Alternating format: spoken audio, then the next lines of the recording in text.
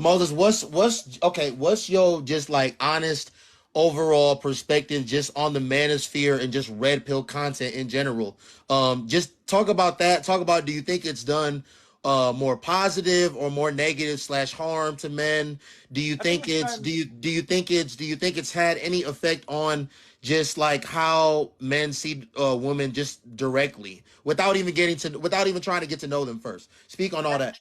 Absolutely. I think the first thing it's done is I think that it's opened men's eyes to the red flags that men should take into consideration early and with a lot more assertiveness. In other words, it's taught men that they can defend themselves, even verbally. It's taught us what we would probably encounter when we do so. It's taught us how to identify these types of females, and it's taught us what females to stay away from and what females to engage. So yeah, it has done wonders for men, and this is why men's happiness is continually on the increase as we age, whereas female happiness is on the decline as they age. There's a reason for that. It's because men are no longer at younger and younger ages every day putting up with the psychosis that is the female mindset when it comes to entering to the table in good faith as it adheres to relationships and dating. I think it's done wonders for them. I think it's done wonders for him. You know how many men that have called in to these men, hell, me included, that have said, "Man, I watch your stuff, and it's really, you talked me down off a ledge. I've watched your stuff, and it's made me want to become a better man and understand how to defend myself." Just me defending myself, even on this app, is showing men that one, not only do you not have to take it, but two, how to do it effectively. You know what I'm saying? You don't let nobody just call you something derogatory and then let it escape just because she's a female. We got to stop letting females have this one-way aggression, female to male. Right? It's shown men that. It's shown men exactly what to do and the worst thing that you could do to a female in abandonment. As opposed to sitting there tolerating disrespect. All right, I'm going to leave you alone to fuck out my house.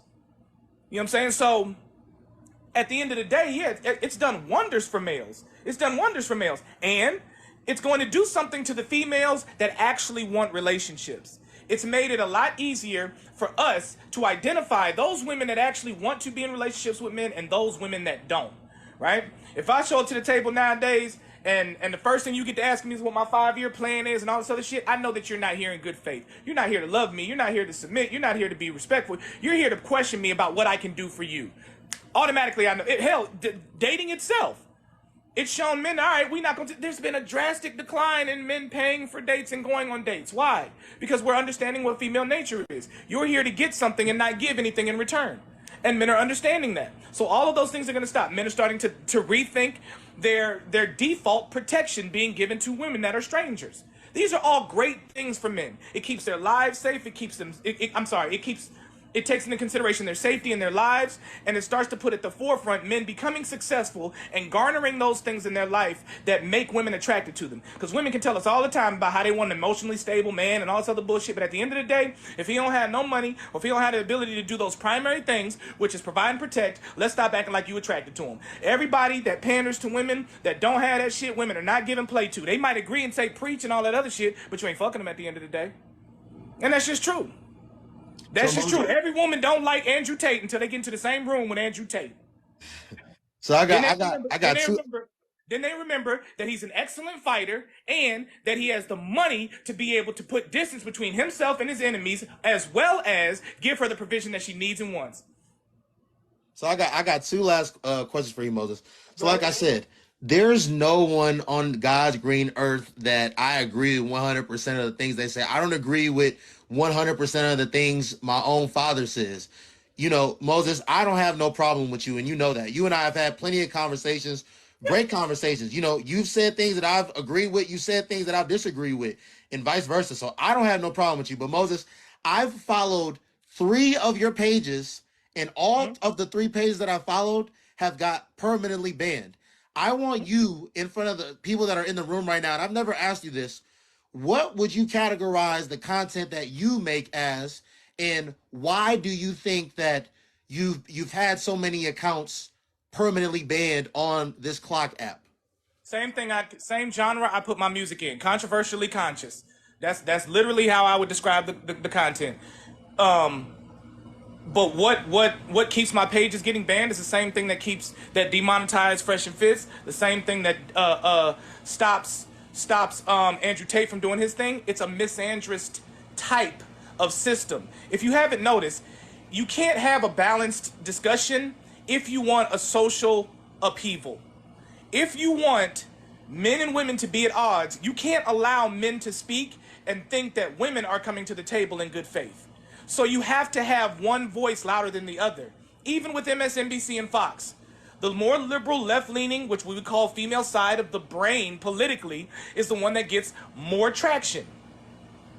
For that reason, if we were conservative, and I'm not saying, like I said, I'm not political, but I'm saying that to say that there's a reason my shit gets banned. And it's because you have to have a misandrous environment in order for a female to remain in delusion. You have to. You have to. So, you know, and I mean, me getting banned is a function of all me getting banned does is show other men what it takes and what type of man you have to be in order to not be accepted by society. What do men do when they're not accepted by society? Even if it's just virtually or conversationally. What do? They create their own. Which means that those borders are going to get more and more hostile as they incur more goods and resources and more men into that particular ideology. You're going to start to set borders at, and then you're going to start to push people away that don't agree. That's what's going to happen. Really quick, I'm sorry. Look, let me say this in the comments. You can disagree with anything that anyone says up here, but don't make attacks on people's sexuality. Don't do any of that. You will be blocked and gone. So do not do that. Go ahead, Moses. Yeah. So I mean, in all honesty, you know what I'm saying. But see, that's what's allowed. You know, I just called her a bitch. You know, you say I'm thinking of. That's what she wrote. She wrote he's thinking of his man. So I wrote hush right, bitch. That's what I'm talking about. Men need to see more of that. Men need to see that it's okay to actually. And what we need to do is it's also drawing another distinction, a very clear one. It's drawing a distinction between masculine, heterosexual, assertive men and simp pandering men.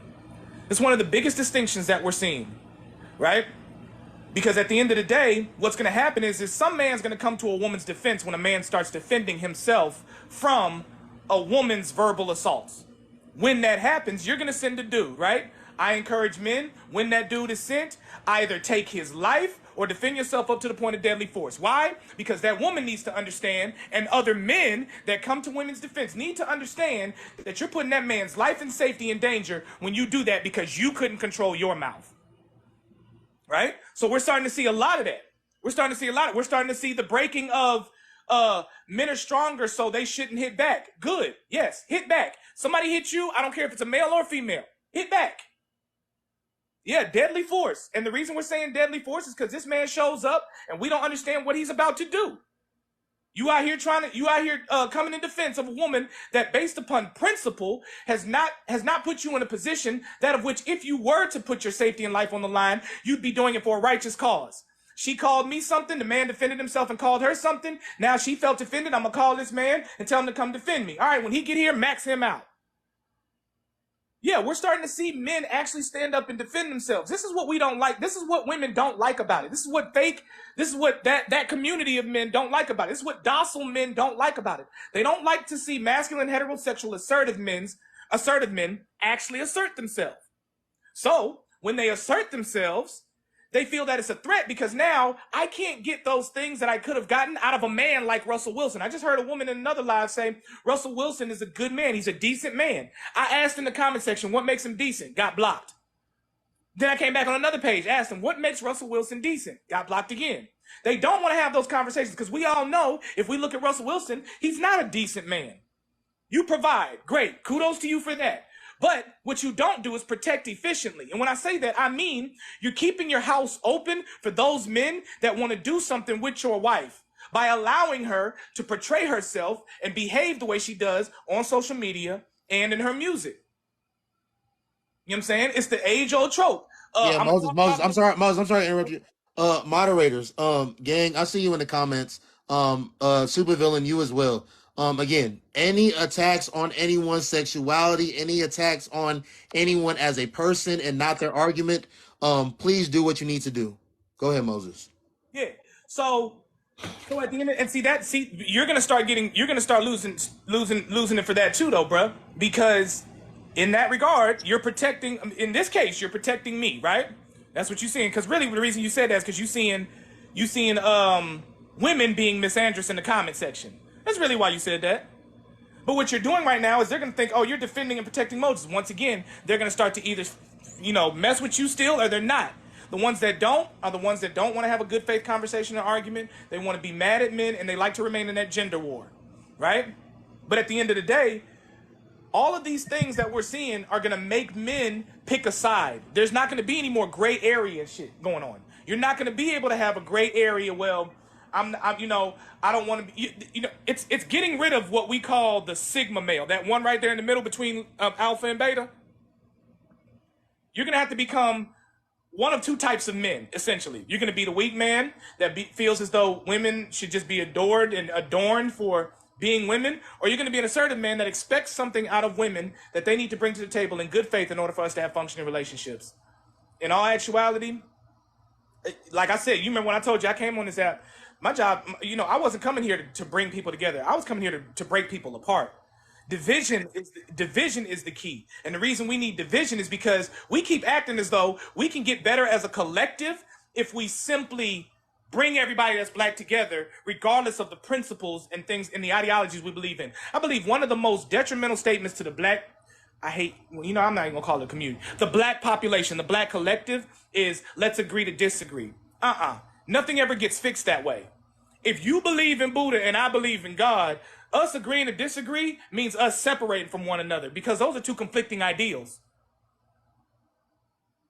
And what we're seeing happen right now is you're seeing men say, "Nah, we're not going to agree to disagree on that. If you can't function with that logic that I just put out there, then we're gonna have to stop messing with you." And that's what we're seeing.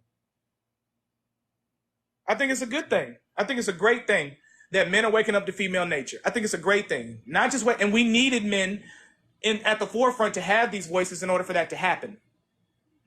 That's what we needed. Appreciate it, Moses.